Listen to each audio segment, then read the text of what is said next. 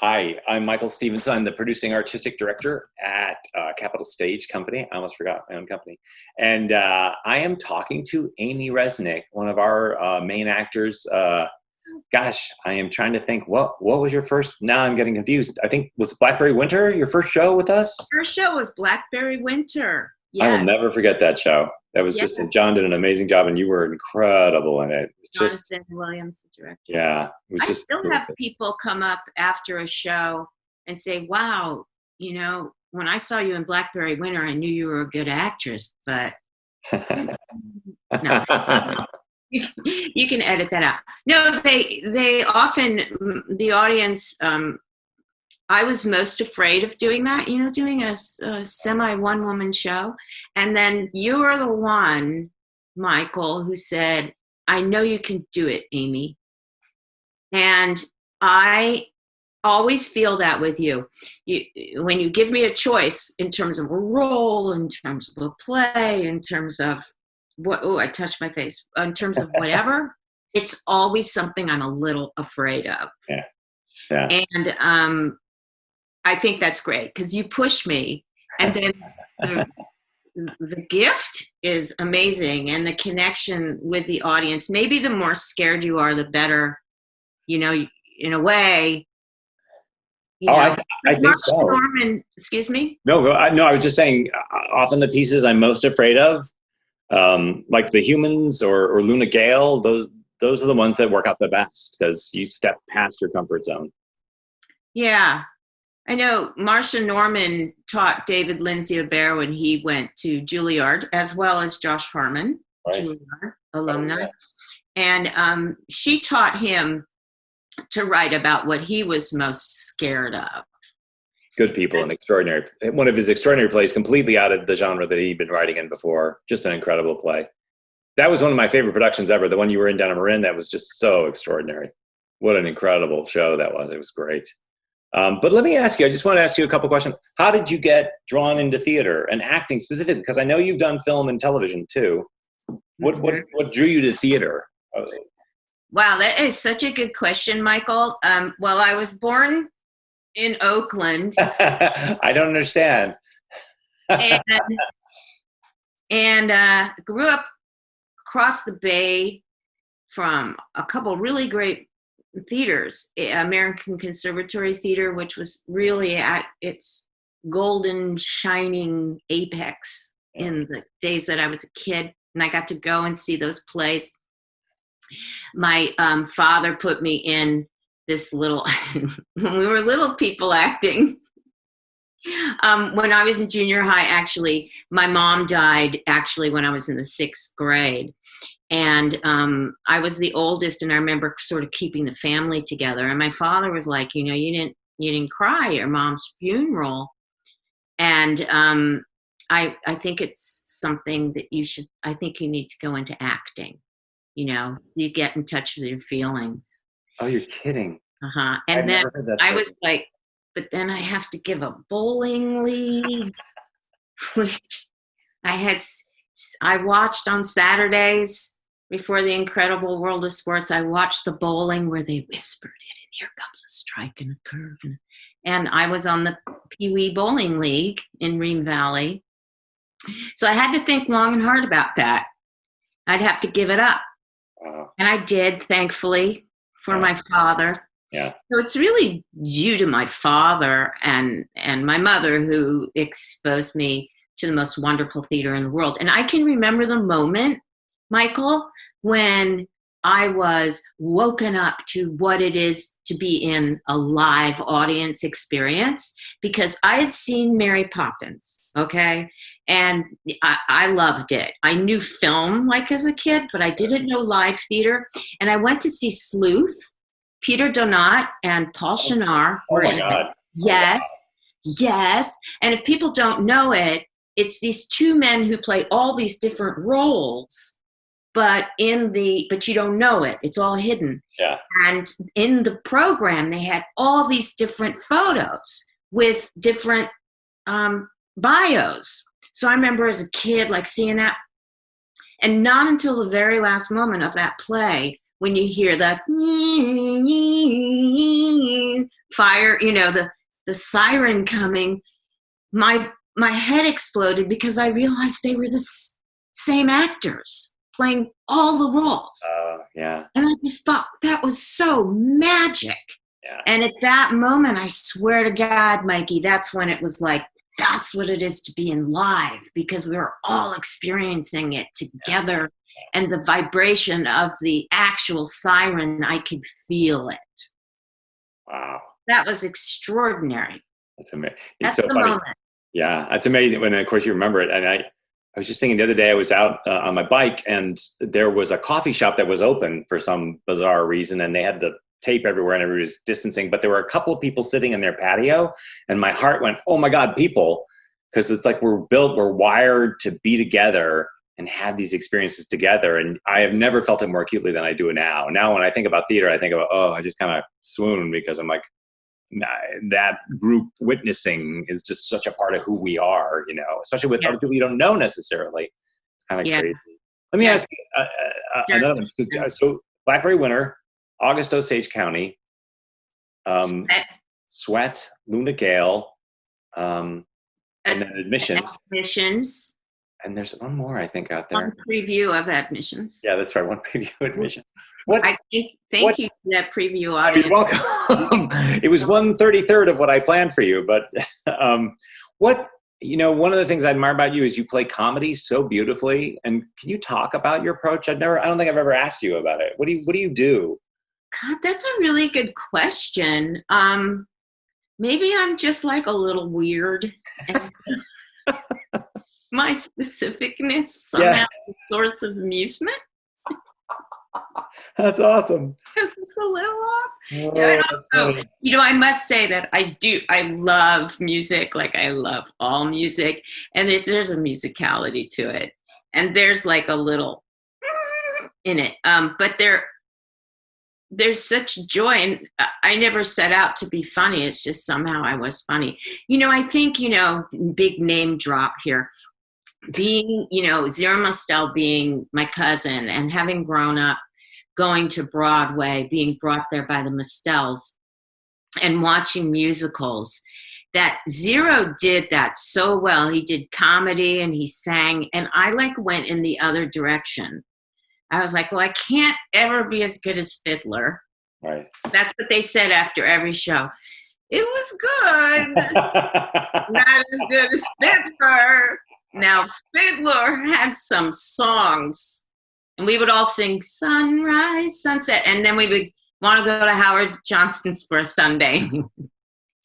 So, and perhaps, my family, I've been in some ways, we have a ridiculous family, like what's happened to us. And somehow out of some great tragedy, I think for me is somehow I've always found it in some way theatrical, and in some way the irony makes me laugh. And I think that's what gets me through everything, it's like Larry David, when people asked him what he was most afraid of during this time of coronavirus, he said, anarchy and a dental emergency. Not necessarily in that order. I think that nailed it. Yeah, that's he's so painfully funny. And then the other joke is, I really look forward to this next generation that grows up, because they will have been homeschooled, but they will have been homeschooled with parents who were drunk by noon. I don't fucking care what algebra is. You're never going to use a fraction. Oh, that's funny. Watch as much TV as you want. Okay. So like 8 years ago, I was in Fiddler, which makes no sense. It's like with the Lucky Charms elf in Fiddler on the Roof, and I was like one of the shopkeepers, and I was in Sunrise, Sunset. I mean, yeah, it's hilarious. But I was out there, tradition, and I was thinking to myself, this is insane. Glenn Cassell, God bless him, put me in that. It was so crazy. But I also felt like it's an incredible show. It's an amazing show. And it's what theater is. It's what theater is. It's like, tradition. There's a couple of times. There's a couple of moments I remember in Sweat when you and Eduardo were outside smoking a cigarette and having this amazing discussion where your character's really, really racist, but kind of not really aware of it and is a good person, quote unquote. And it was one of the most illuminating things, but I watched people watch in the audience. I watched them absorb that. Can you feel that when something's really riding well and just kind of, do you sense that in the audience? Oh, yeah. Yeah. Yeah. I feel like the audience is energy that feeds us. Because, as a director, you always say, when we're at the end of rehearsal, you say, you guys really need an audience to sort of, it's gestalt, right? Yeah. Charles Hallahan taught me this. He said, there's this moat and your energy is going out and their energy is coming in and it somehow mixes in that moat. Well, I actually feel buoyed up and loved by an audience. And when I play characters that are not necessarily lovable, I have to completely and absolutely believe in it wholeheartedly as the character that I'm playing. And I feel like someone who believes it wholeheartedly has made a decision for some reason or has had an experience for some reason that has turned them into this fearful, xenophobic person. If you're dealing with racial and social issues. And you have to believe it as much as possible, because the most that you believe it, I think the most compelling it will make it. Yeah. Because there's no judgment coming from me and no fear. As Amy, I'm out of the way, right? Right. Like the words come through. It's like playing music. I'm like a clarinet. I'm a dancer. That's how I feel. We're moving through space and helping people learn where the story goes. I was taught in musical comedy the best way to get attention is to raise and go. And so here we raise your arm when you speak. So, So one last question for you. When you direct something, what do you do? What's your approach? How do you approach a script? Oh my God. Well, oh my God, I love directing. And thanks to you, I directed at the B Street many years ago. Yeah. And Why We Have a Body. I saw it. Yeah. Yeah. And, when I read a script, actor or director, I see everything, it's very visual for me. I just immediately see space and I see details and I see color and I see lights and I see design aspects. Yeah. And I feel like, as a director, I'm creating this vessel, and I'm simply like helping them at times, blocking is something that just like, is, go eat some cereal on that counter, just to give actors something to do. So we're not just in space talking. And that's sort of my job. I love actors just like you do. I just love, and I have such enthusiasm and such love to give and positivity. And William Ball taught that positivity. And I think that's important when we're creating is to bring that almost that childish glee to it. And audiences feel that. Yeah. And it's not often you get to feel glee, my God. So I think theater's the one place. Doing film is very different. I've done a lot of television and film, and it's very different because in film, they cannot say a word, that crew, that director. So when it's funny, you don't know because they can't laugh. Yeah. And if they do, it happens after the take. Okay, cut. And they're like, and I go, oh my God, that would so have helped me during the scene to know if the comedy's working. So in that way, and also in film, you're not allowed to overlap.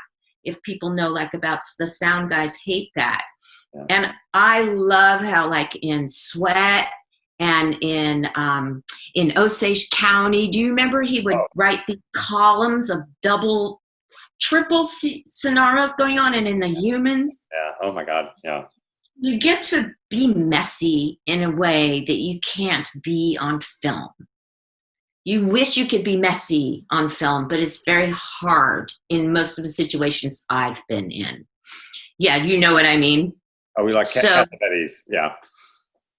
Yeah. Cassavetes. When he directed, he got people messy. Somehow he managed to do it, but it stands out so clearly because it seemed so natural and conversational in his films, John Cassavetes. And it's just like, yeah. You know, it's funny. I still teach directing, and I still use William Ball. I still use positation. It's a line, you know. We learned so much there. What's that? Yeah. Yeah. We learned so much there, God. didn't we? Oh my God. Just watching. Yeah. Yeah, it was incredible. Taming of the Shrew, Cyrano de Bergerac. I remember going to the one-act theater company when I was a little kid. And now I'm working with those actors, you know, who were in those companies, which is also amazing, you know. It's like, because when I was in Hollywood, I was around a lot of famous people and working with a lot of famous people. But working with my childhood heroes, you know, and heroines was that's amazing. Really, yeah, it is. Well, it's, you know, I've been thinking a lot about it just because we can't do it right now. And it just makes me feel the impact of it so intensely. And the simple kind of rehearsal, repetitiveness of when's it best to lift the glass? When's it best to look left? You know, that obsesses me. I'm always, because it's about human nature and human behavior. And I'm always kind of, I know you are. Yeah. You're ultra focused on it. I know when I've given a kind of floppy direction because you try to make it work. I watch you try, but you can't because it's not specific enough. It's not full for you. And I that's my obsession, is that every moment is full. You know, it's crazy. Yeah, every God is in the details. Yeah, God is in the details. That's if there's, you know, and you can touch the furniture and make it, you know, real. And realism, I believe, is compelling. Real life, I think, is compelling.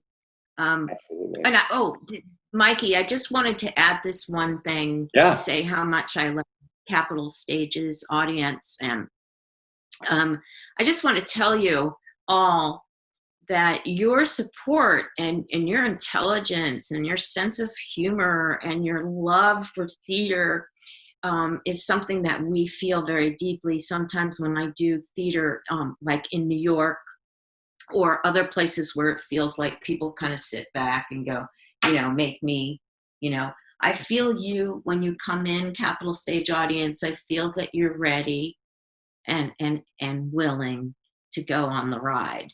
And that's really, for an actor, you don't have to spend the first 5 minutes of the play trying to get people to put down their programs. You know, it's alarming. And when I see you out in the lobby, and if I've done a good job, you'll tell me. And often after you tell me, can you imagine like going out after a show and being in the lobby and like, no, just yelling at you. Just no. Me else on stage. So if they like what I did, they always follow it with, I love this theater company. Oh. I love the choice of plays and productions that you choose. It makes me so happy to support this theater. And they really, truly do love our actors. They get to know our actors and appreciate and want to see our actors. And I find that just that what you do is you somehow make entertaining compelling with gravitas. And I think a lot of people are afraid of the gravitas, of dipping down. And I think that's where, to use a really bad analogy, that's where the best soup is down at the bottom. You know, you directed one of my favorite things. Bad, but... The End of Bad Jews is one of the great. I love that play so much. I still love that play. I think about that play all the time. And that ending, that's one of the greatest endings of any play I've ever seen. And we were so lucky to have Noah there and Dara, but just the reverse of all the humor, everything that was built, all the satire, everything flipped on a dime to this issue that makes you go, oh, he acted this way the whole time because of this. And that's one of my favorite things about theater, that reveal and that jarring, what you think you knew, all of a sudden is like all flipped up, and you're all like having that experience together. And I thought that was that's Josh Harmon. Josh Harmon. You just described Josh Harmon. I'm obsessed with him. And I had this chance to work with him, as you know, in this workshop, with him and David Cromer, which I just really enjoyed, and to watch him create his work. And the one thing that hit me was when he said that he doesn't write comedy. He's always surprised that it's funny. So he really like has the ability to go into the kind of panic attacks we have in life, and the swirls and it's messy, but it's intelligent people, and crossing more moral lines that make the audience go, that's me. He is such a good writer and such a nice person, and so in love with theater, and so it's a pleasure to be able to do his work, and a pleasure to have been able to direct Bad Jews twice. What an experience. So great. Well, I want to thank you for coming on, and it's great to talk theater about you, but let's do some theater in the near future. Soon, don't worry, this will all be over. And it's interesting that it's like almost exactly 100 years since 1918, but, this will end, and the need for theater will come back, honey. And I mean, people can write to their legislators and write letters and postcards and, emails saying, don't forget about the arts and the theaters in this town, because Sacramento's really become a real hotbed for theater. Yeah. It's become known now. So, Well, thank you again for your time, and we'll see you at the theater pretty soon.